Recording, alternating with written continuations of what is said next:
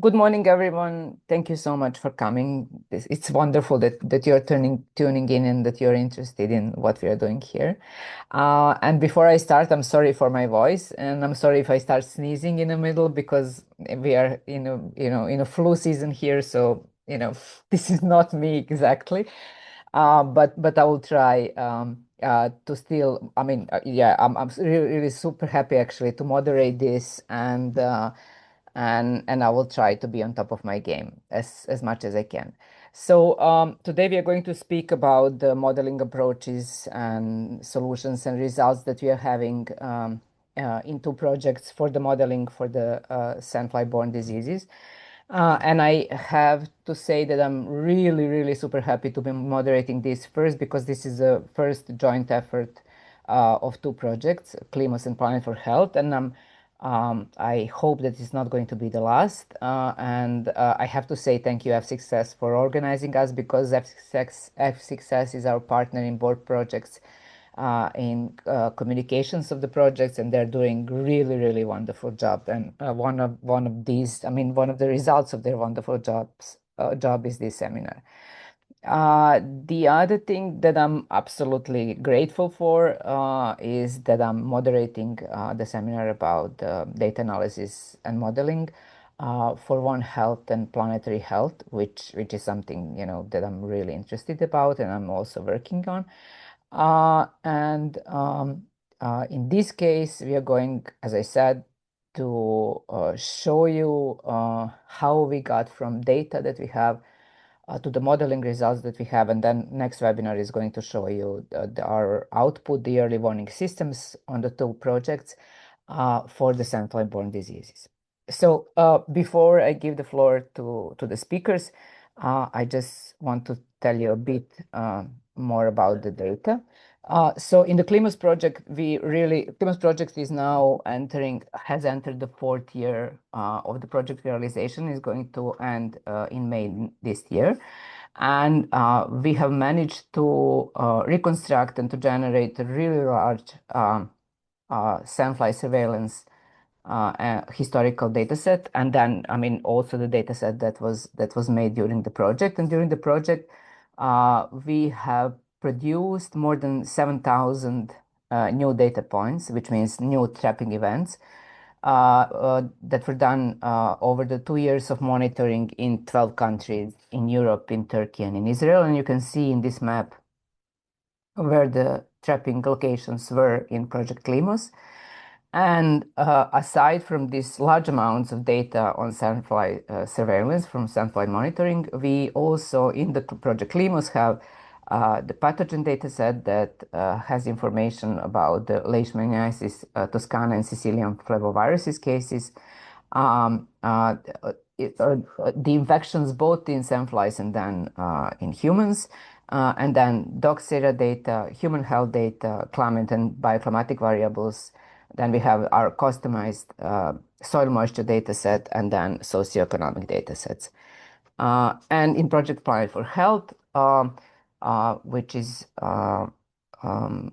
also dealing with sandfly-borne diseases, but just on the Iberian Peninsula, we are focusing on the dog health in the sandfly-borne diseases context. And then here we have additional data sets of the sick dogs and then of the dog diagnostic serological tests as a proxy records for sick dogs. And we have a really, really good and big data sets from around more than 1,000 locations in Spain and 450 locations in Portugal. And aside from that, we also are using mosquito alert data. Mosquito alert is a large citizen science repository of mosquito information. And we are also doing cross-species modeling, which we are not going to speak about here, but anyways, just for you to know.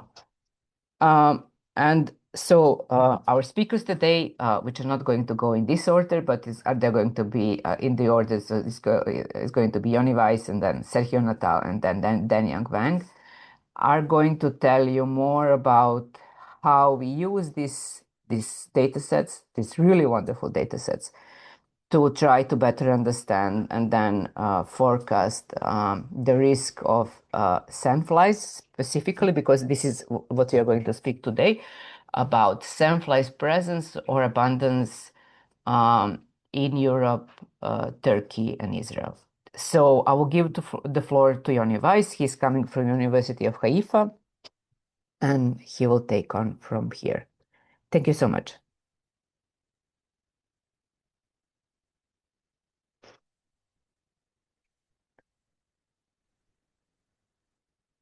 Okay.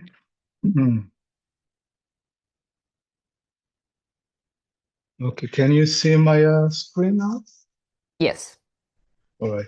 So thank you, Suzana and Sandra, for the invitation and introduction.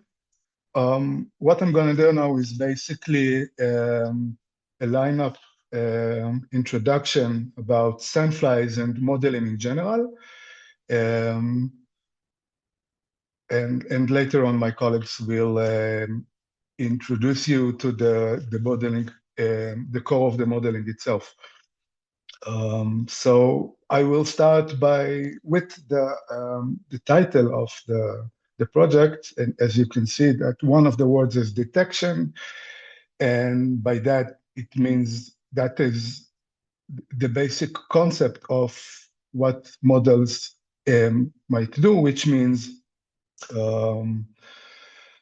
detect the abundance and distribution of sandflies. And in fact, one of the tools that this project will provide, and I won't talk much about it because it's going to be the next webinar, it's the early warning system, which is a database tool in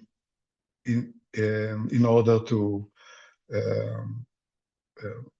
predict and make a warning about sandflies occurrence and expansion in short and large long term. And I will go directly to this basically the question of what is the type of models that we are using. So in general, models are tools that start with a question, look for a way to approach it, and then try to validate it. Those are empirical models. And our models based on historical observations on both sandflies and environmental data. And basically, those are spatial models. So in fact, one of the most crucial and important issues that we need to take care of when we are working with spatial data is that the scale matters. And there is a trade-off between the amount of data that we can obtain and the amount of work that we can do, and the resolution that the model can work on. And later on, the meaning of the model is driven by the scale of it. So let's dive into the world of sandflies. So if there are some people here who haven't been in any of the previous webinars or never met sandflies, so it's a very diverse and large group that covers most of the world. In our case, we are interested in two specific genera. One of the genus is Phlebotomus, which is common in the Old World, meaning Europe, Africa, and Asia. In the New World, in Americas, we have Lutzomia. Both of them are the main vectors of Leishmania parasites. We're talking about approximately 20 species of Leishmania pathogens, and that are being carried with approximately 100 vectors that known so far, and something about around 1.5 to 2 million cases for leishmaniasis each year. And if we are doing zoom in to our region of interest, which is the Mediterranean and Northern Europe, this map can show you the coverage, the extent of the sandflies that transmit one of the forms of Leishmania, which is Leishmania infantum, and the distribution of the species. And based on the expectations of climate change, it might climb northward. And for those of you who didn't never met the cycle of leishmaniasis, basically there are three partners in this cycle: the vectors, which are the sandflies, the parasites, and the host reservoirs that might be asymptomatic or symptomatic. They can be humans, wild or domestic animals. And the disease can be in one of the three forms: skin cancer, which is the cutaneous leishmaniasis, mucocutaneous. I didn't bring any example for it. And also visceral leishmaniasis, which is an internal disease of the organs. And beside that, also there are many viruses that can also be transmitted. And I also will mention the cycle of the reproduction, the biological cycle of sandflies. As many other insects, they are temperature sensitive, and therefore climate change also will cause changes of the rate of their development, and will affect the population size. So how do we know what we know about sandflies? This all starts in field collection. Suzana mentioned the amount of fieldwork that was during the project. This is just one example of the study sites from Israel. In the desert, you can see that one simple CDC trap can provide thousands of individuals that need to be mounted and then checked beneath a microscope according to taxonomical identification. It's a lot of work, and eventually all of this work, this one trap is just one observation in space and time. And eventually we need to use the models as an interpolation method from the point into a grid, into something is in a larger scale, and that is a challenge. And I want to give just another one example of how this simplification is a challenge and affects the way we can ask questions. This is the work of Cristiana Kazan in northeast Romania, the northern border, I might say, of Phlebotomus perfilievi, which is one of the species that we work in, is mostly common in the eastern part of Europe and like in our extent. And as you can see that this work was focusing on one farm, and it has a lot of traps around the farm, and it caught, like you can see in the illustration on the left, only the traps that were next to the poultry barn. The chickens were positive, meaning it's highly focal. It's focused, their abundance, their presence. It's only next to this specific location, and also the seasonal pattern, and you can see in the graph below, is very narrow. It starts in July and ends in August, meaning you have a very short window to catch the entire activity season. And it makes sense because it's the northern region, it's pretty cold most of the year. And if you would ask yourself whether there is any connection between the sandflies and the chicken, probably not.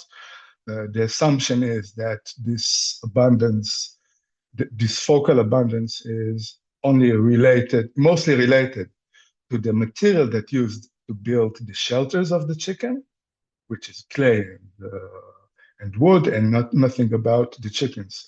So regardless about this specific question, it's just an example of how the specific local condition affect the distribution and abundance And eventually, we want to go to this larger scale of the entire region, and therefore, the way we ask questions are related to the scale.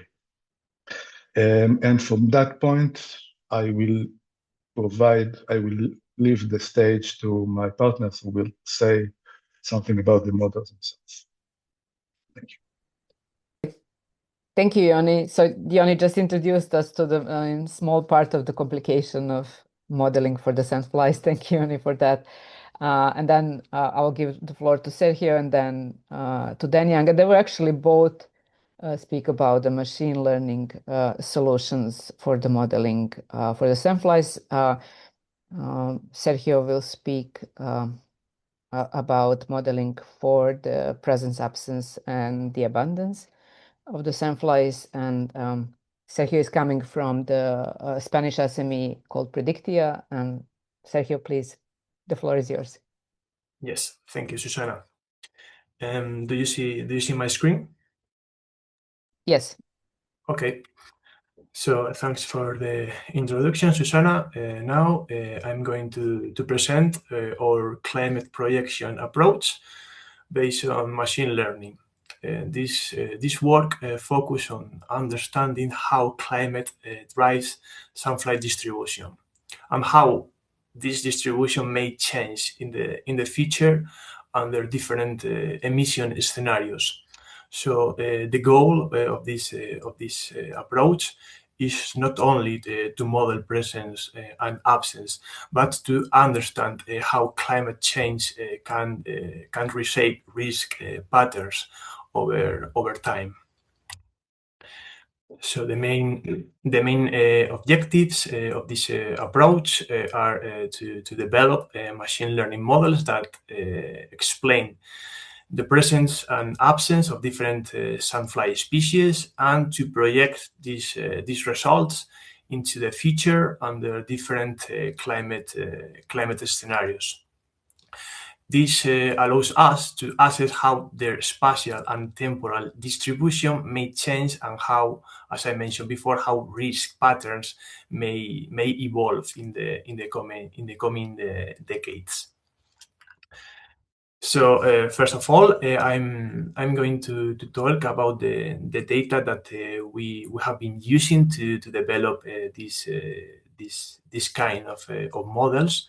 So the first one will be our target dataset, or Sandfly dataset. Is organized by species and carefully pre-processed. So we clean the data, harmonize species name, and combine information by sex to improve our data density. For this approach, we also introduce synthetic absence in the boreal regions in the north of Europe, based on ecological knowledge and published literature to correct the sampling bias.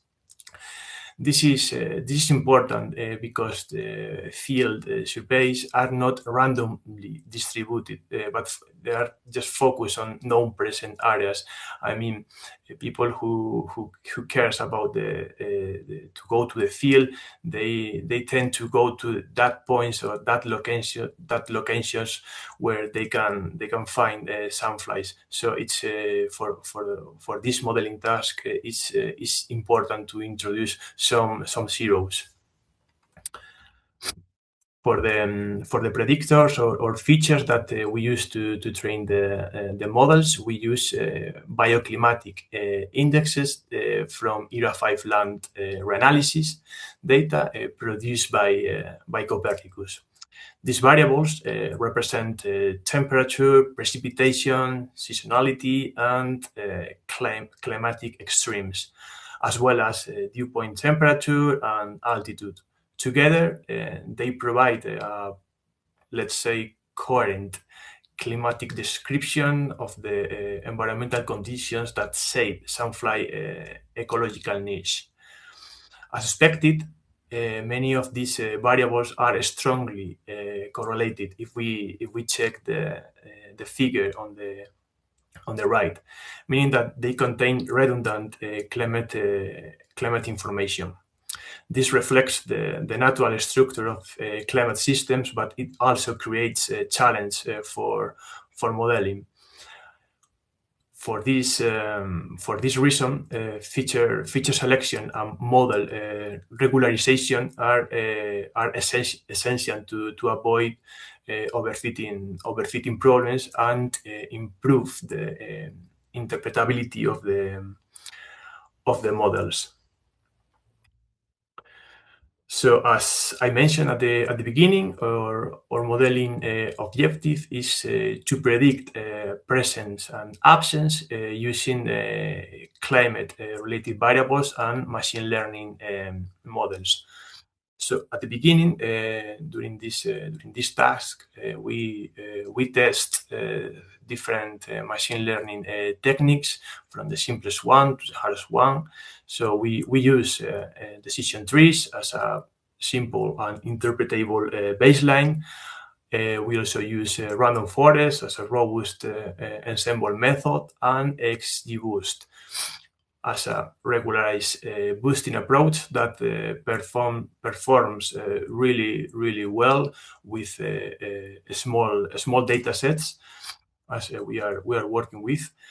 And this type of techniques based on boosting allows us to avoid the overfitting of the models and create that balance between interpretability and overfitting. Here we can see the main workflow to develop this model. So we follow a species-specific modeling strategy where each species is modeled independently. I mean, we separate the species. We have one model per species. And this framework follows a data-driven approach, meaning that the models learn patterns directly from the data, using climate variables and observed Sandfly presence. We also perform global hyperparameter tuning across the species to ensure computational efficiency and model stability. Then we train species-specific models, select the best performing model for each species, and apply a feature selection to reduce that type of redundancy that I mentioned in the third slide when I talk about the features that we are using. And finally, this workflow, this approach, produce and optimize and interpretable models that are ready for the future climate projections. For the future projections, we use Eurocordex, which is a regional climate simulations with a spatial resolution around 9 kilometers. We consider historical conditions and different emission scenarios, including RCP 2.6, RCP 4.5, and RCP 8.5. We also use multimodal ensembles to increase the robustness and reduce dependence on individual climate models. For in the next slides, I will show you some results for different species, and these results are aggregated and visualized at NUTS 3 level. We thought at the beginning, when we start with this type of modeling, that this scale is a good compromise between spatial detail and robustness, and it is also most useful scale for this decision making, public health planning, and risk management, because it matches the level at which which many surveillance and management actions are organized. We thought that it's easier to make some decisions or some approaches if we check these results at NUTS 3 level. Here we can see three different panels. The first two panels are from the results from our models, and the third panel is a comparison with the existing literature. So when we compare our projections with published studies, we observe very similar spatial patterns and expansion signals. This structural consistency with the literature gives confidence that our modeling framework is capturing the main climate-driven process that shaped Sandfly distribution. For the species shown here, the projection indicate a clear northward expansion of climatic suitability. Under high emission scenarios, the second panel, suitable conditions progressively extend into Central and Northern Europe. This reflects a climate-driven redistribution of ecological needs, mainly controlled by temperature and seasonal constraints.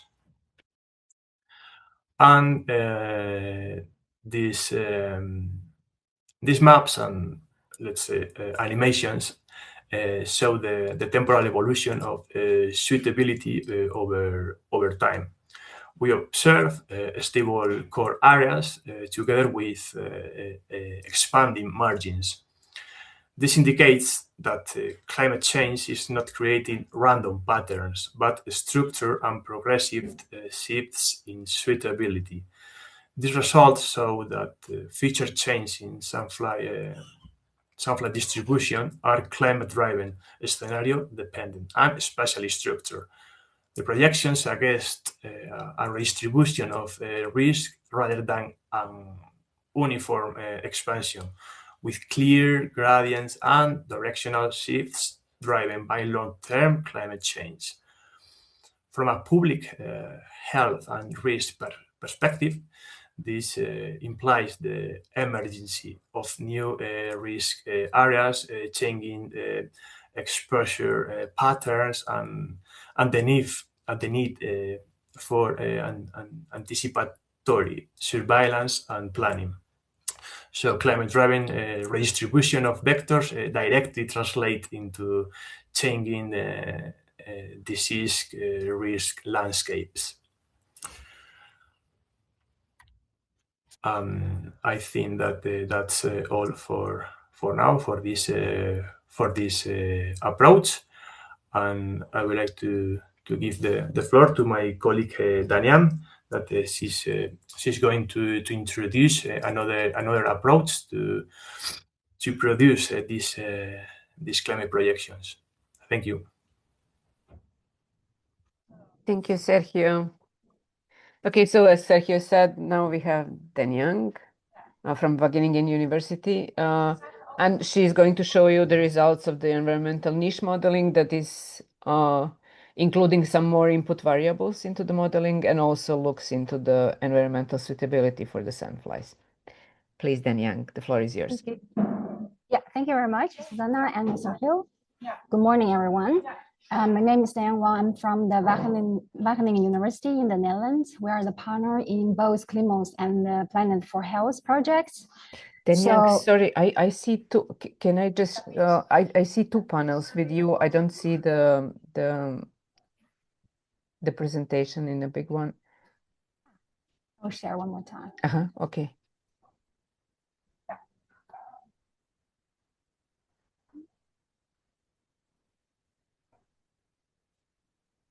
Do you see my screen? Yeah. Properly? Yeah. Yeah. Wonderful. Thank you. Thank you. All right. I'm just to continue. So within both projects, we use different techniques to model the distributions of sandflies. Here I'm going to introduce or to talk about the environmental niche modeling, which, oh, I cannot switch screen. Yeah, okay.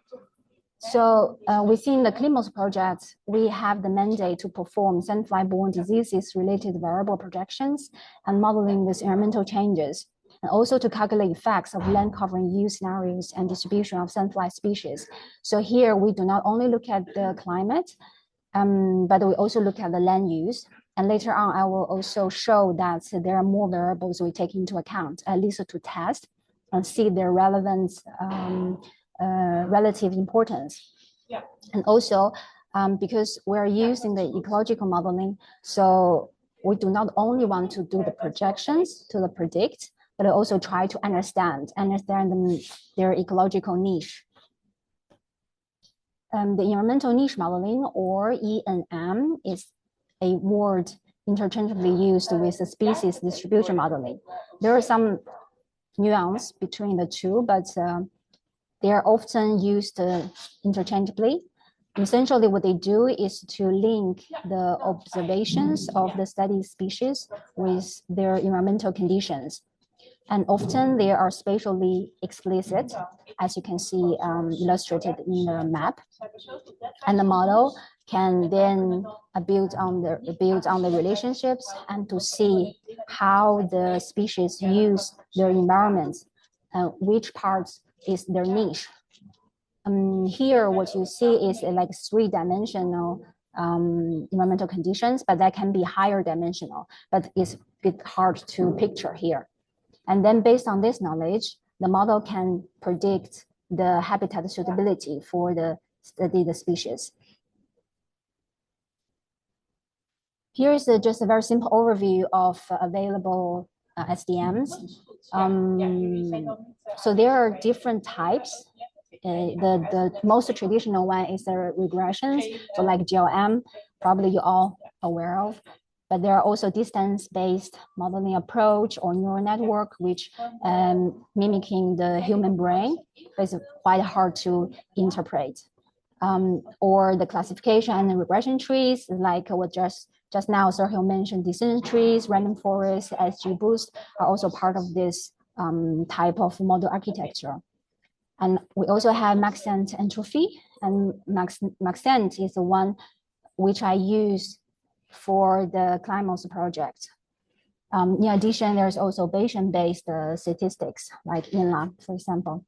And then the second column shows you the models, which is focusing on the single species, but there are also joint species modeling, which is the third column to the right, so the column to the right. So there, they do not only use the knowledge about the species and their environment, but they also try to build down the relationship between different species and also use that knowledge to understand and to predict the species distributions. I believe the joint species distribution is also used in the Planet4health. All right.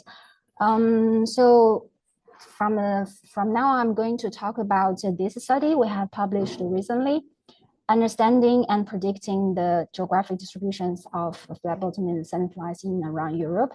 And this paper is about long-term predictions and understanding, but actually we are using the similar techniques also for the short-term forecast. So the data and the process.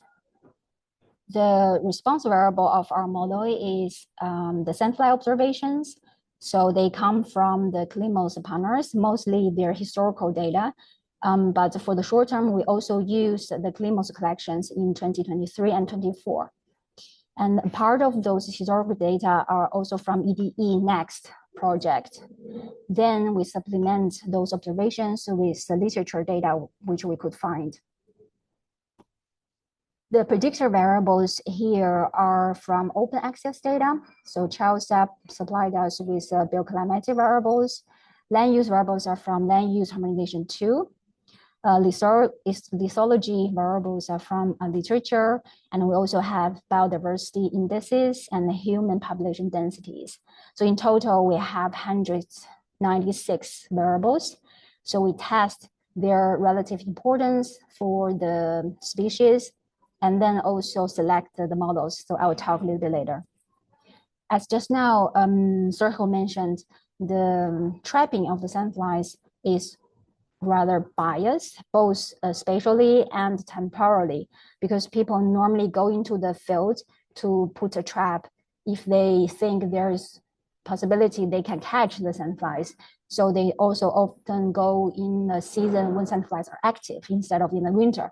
So there is a bias. So in order to correct for that bias, we applied a different type of approach, that is environmental filtering.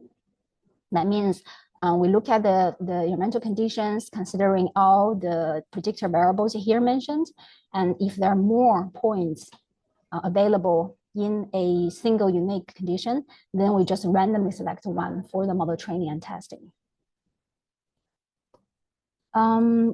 Specifically for the Maxent model, we need to randomly sample background points.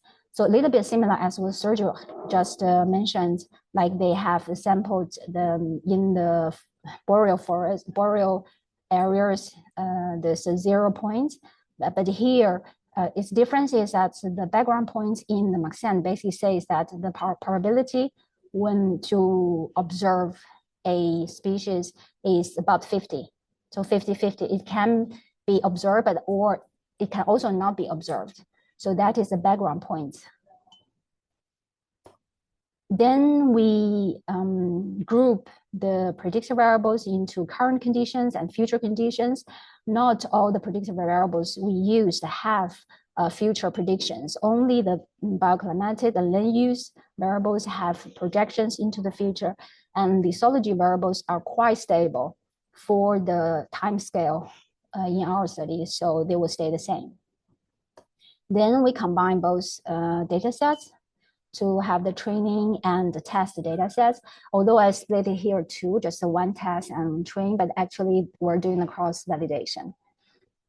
Then we use the train data sets for the model fitting and to create models, and use the test data sets to evaluate all those models and produce performance metrics. Then we also found a way to compute the effect size, which is help us to understand the relationships. So Maxent model is not linear. So they have, for each variable, they have 5 features. So they have linear, but they also have hinge, threshold, etc. But we could figure out a way to calculate their effect size. And that is important for us to understand them ecologically. So I will show also the result later on about the response curve. Then with the metrics and the model and the effect size, we could select the model, because as I said, I had quite near 200 predictor variables. So we have pretty a lot models. So there we use those metrics to select them for model for explanation and the best model for prediction. And the predictive model, we use them to predict the habitat suitability for now and for in the future. Then by overlaying the maps of the different periods, we could get the shift of their suitable habitats. Here are some results for the long-term projections. Here we basically show the habitat suitabilities for the 12 studied species under the current situations. The colors show the probability of occurrence, and we also put the red dots there, basically the observations we have. So that's the places we have trapped the sandflies. This is the overlay of 5 vector species of the Leishmania infantum, and to overlay their map and see how diverse they are in different regions. And in map A, that is situation for now. So the lighter the color, more species present in, or suppose, so the habitat are suitable for more species in the same place. So in the map A, this is situation for now. And from B, C, D is getting more into the future. For the B is 2030 to 50. and then C is 2060 to 80, and D is the end of the century. So we're showing basically the same pattern as you saw with Sergio's work. We see they're moving northwards, eastwards. And this is also a presentation of the risk of the hazard, so vector hazard.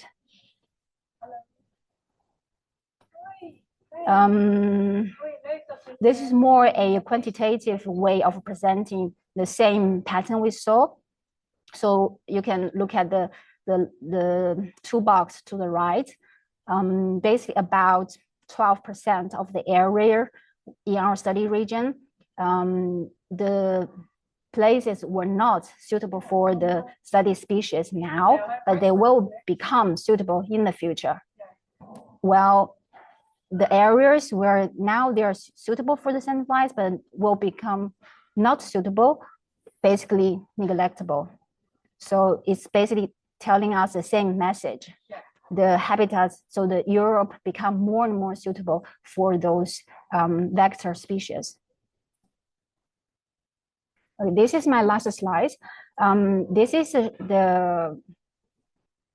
basically the response curves of two species that I show here. So the top one is Phlebotomus pernicius, and the bottom one is Ariaceae. These two species occur sympatrically. That means they occur in the same region. They occur both in Iberia and southeast France, and pernicius is a little bit more further to France, but they occur in the same region. So there is a question like why they can occur in the same place, and so they should compete for the same resource. So there must be some type of kind of partitioning of their environmental niche. And indeed, that's the case. So the top graph is showing the maximum temperature in December for pernicius, and the bottom graph shows the climate moisture index in June. And these two environmental variables are very highly negatively correlated to each other. So here you see that the two species basically have the similar niche for their predictors respectively, but these two predictors are negatively correlated. So they are indeed partition their environmental niche.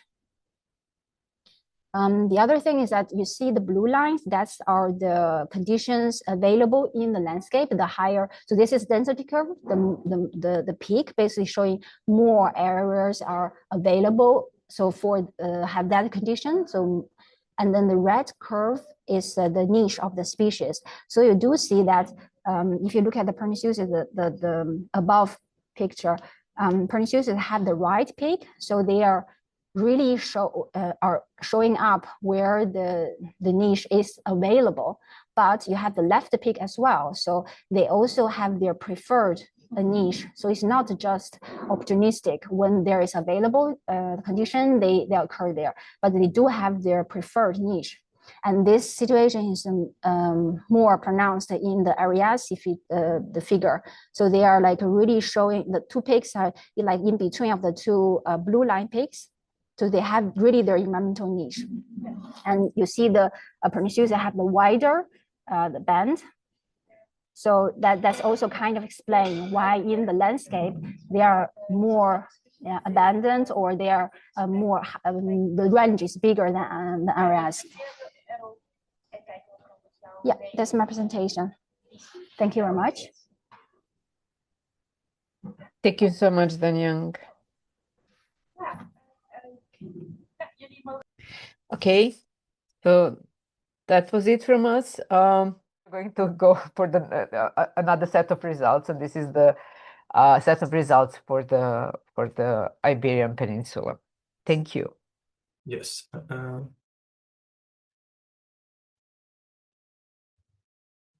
So do you see my screen? Yes. Okay. So hi everyone again. In this presentation, I'm going to introduce our short range forecasting system for Sandfly presence in the Iberian Peninsula. as far as I know, this is the first time that an operational short-term prediction service for Sandflies is being implemented. So the goal is to move from research and modeling to a practical forecasting tool that can support real world risk assessment, surveillance, and decision making. So the main objectives of this approach are first to develop a short-range forecast of Sandfly presence with weekly predictions. Second, to apply models that can capture intra-annual variability, meaning certain climate-driven fluctuations within the season. And third, to support near real-time risk assessment through climate-informed predictive modeling. As I said during the climate projections presentation, first I'm going to talk about the data that we use to develop these models. So in this study, we work only in the Iberian Peninsula for this presentation and this use case. So our target dataset is the Sandfly dataset, which we use as the target variable. We group in this case we group the data by Leishmania type, focused in Leishmanian phantom, and we aggregate the species Tobi, Perfilieri, Major, Pernicious, and Ariasi. And the temporal resolution is weekly because our forecasts are weekly. As in the previous approach, we also combine the data by sex, and then as in every machine learning problem, we harmonize the species name, clean the data, remove anomalies and missing values, and finally we obtain a clean and structured dataset ready for modeling Sandfly seasonality and occurrence. For the predictors, we use climate variables from ERA5 land reanalysis, data produced by Copernicus at a weekly resolution. We know that microclimate is important for Sandfly activity, but the data we have available are climate reanalysis data. In the same way that the weather services don't provide forecast for individual streets, our system is designed to provide predictions at municipal scale, not at micro local level.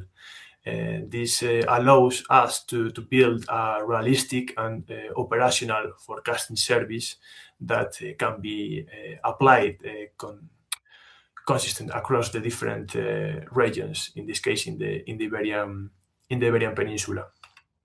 The approach that we follow is the same, but the objective change a bit. So the objective of this machine learning models is to predict the presence or absence of Sandflies using climate related features, and to estimate the probability of finding Sandflies at a specific location and a specific time. So we start with the decision trees as a simple and interpretable model, which works well with the small data sets and allows us to understand how the model uses these variables. Because one of the good things of the decision trees is you can see how is the behavior of the tree.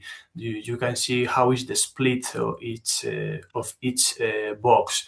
Maybe if you check this schema, you can see that, for example, temperatures, the climate index based on days with the temperature above 35 degrees cut the tree, and then the algorithm learns that okay, there is no Sandflies above this threshold. So that's useful at the beginning to see how is the behavior of the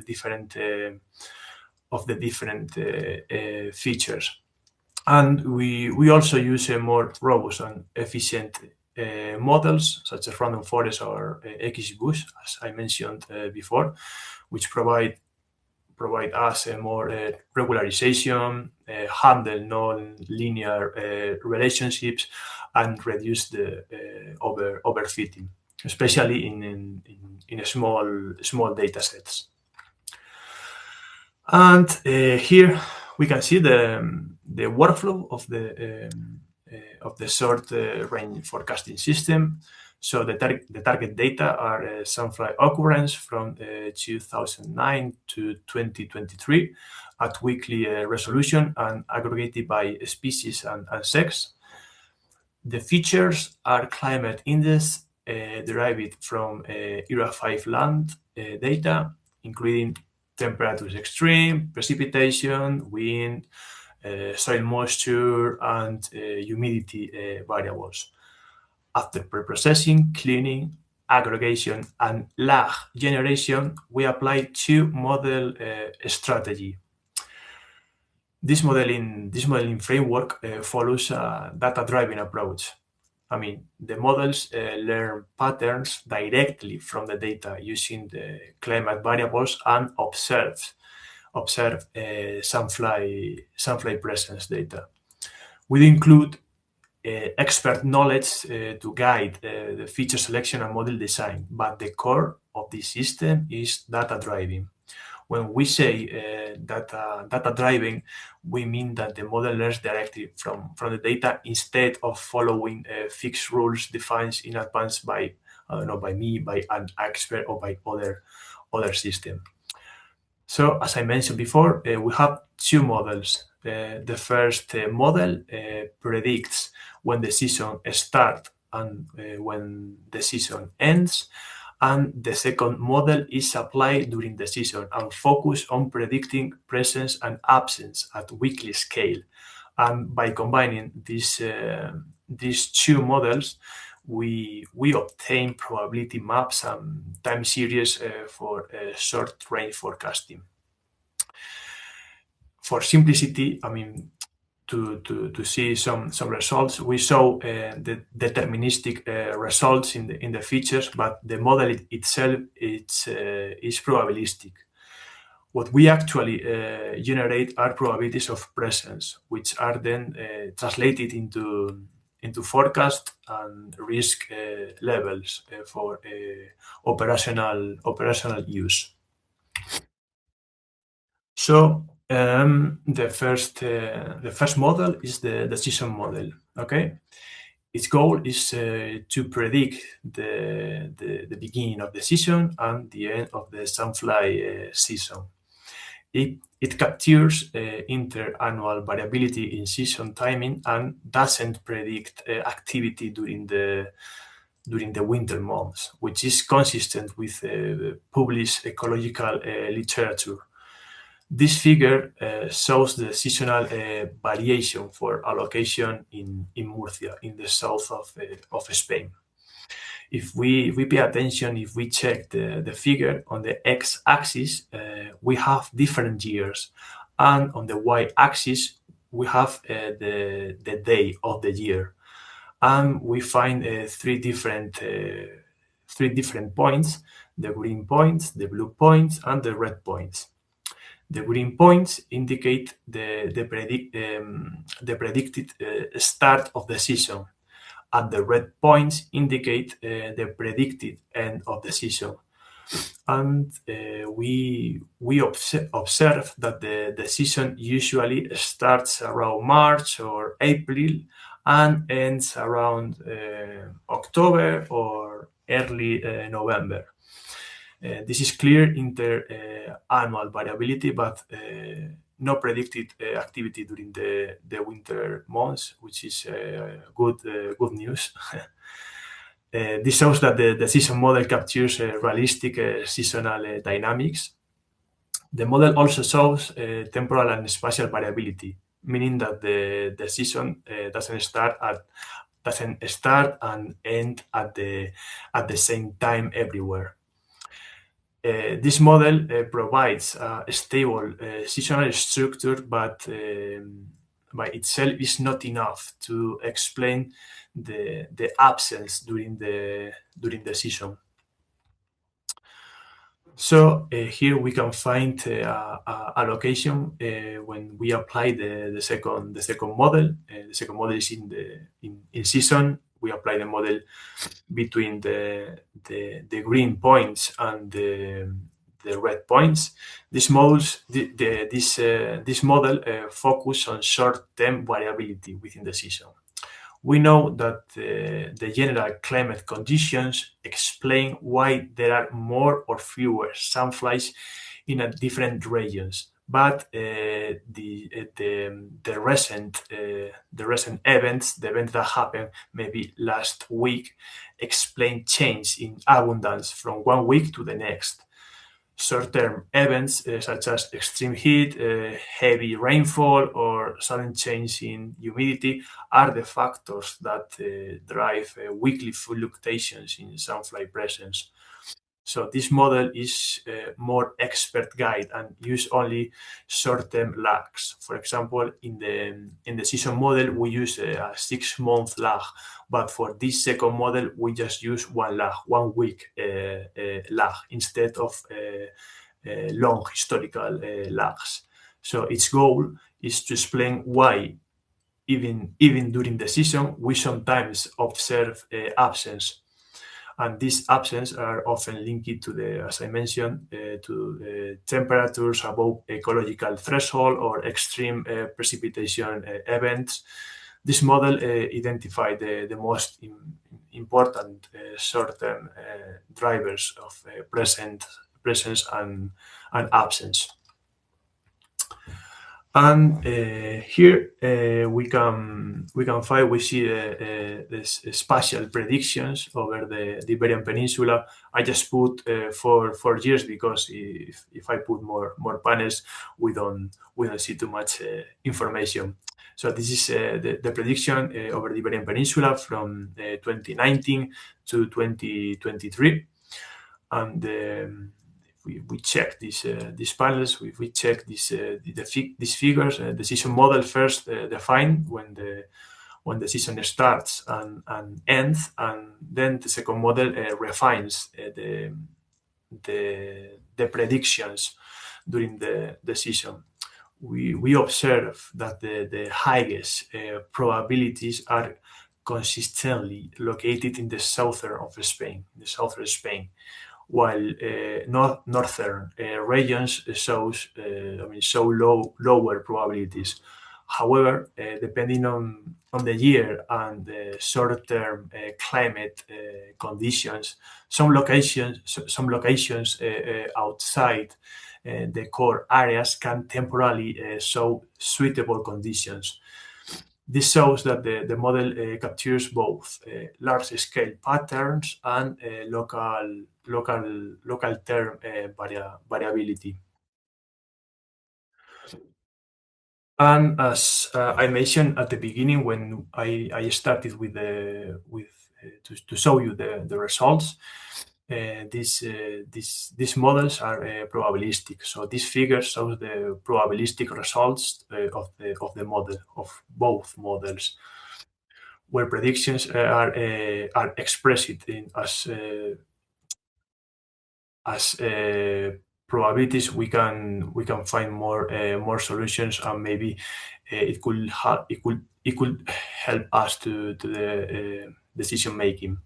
What we see here is a clear in the plot below, a clear unimodal seasonal structure with a defined beginning and end of the season, which is consistent with the ecology of the species that we are modeling in this region, in the Iberian Peninsula.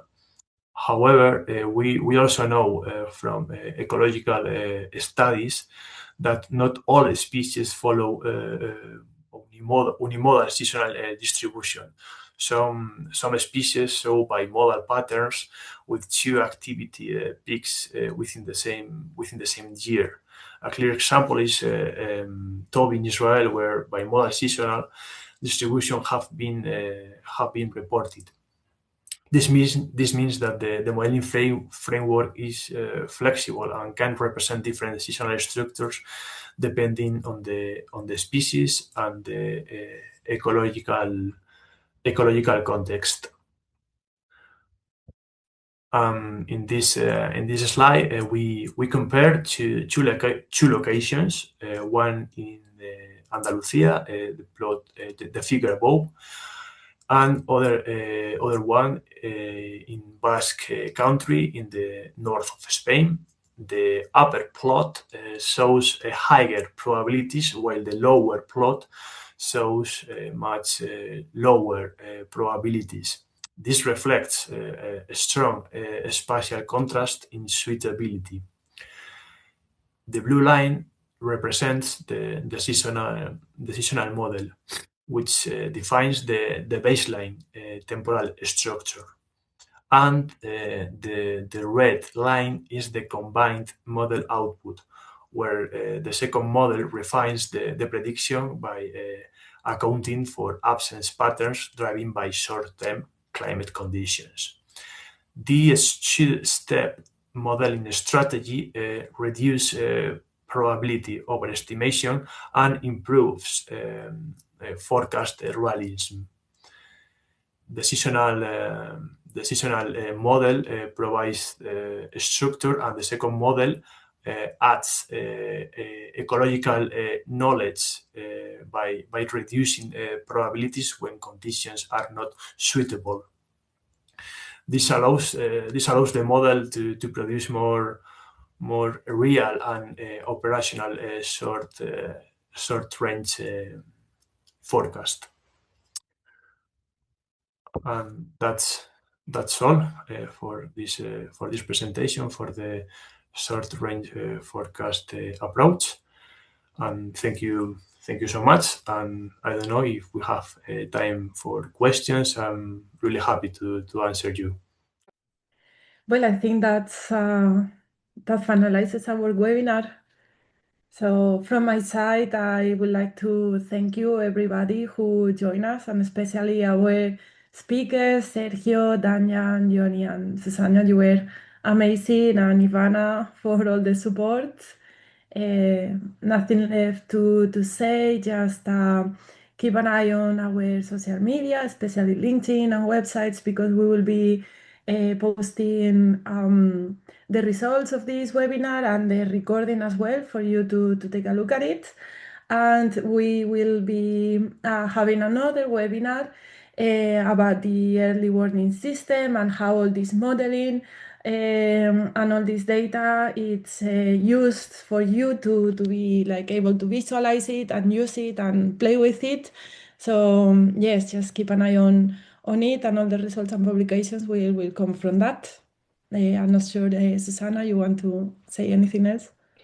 No, I think that's it. Thank you for being here with us for an hour and a half. And I just want to reiterate something that Danyang already said, that I mean, we as a modelers are absolutely supportive. And if you need our support, we are here for anyone who is doing any sort of Sandfly surveillance and collection of the data, or anyone who is doing the innovations in the ways how the surveillance is being done, because otherwise we cannot do anything without the wonderful surveillance job that is being done. Thank you so much. Thank you all. Bye-bye. Thank you. Bye-bye. Bye-bye. Have a good weekend.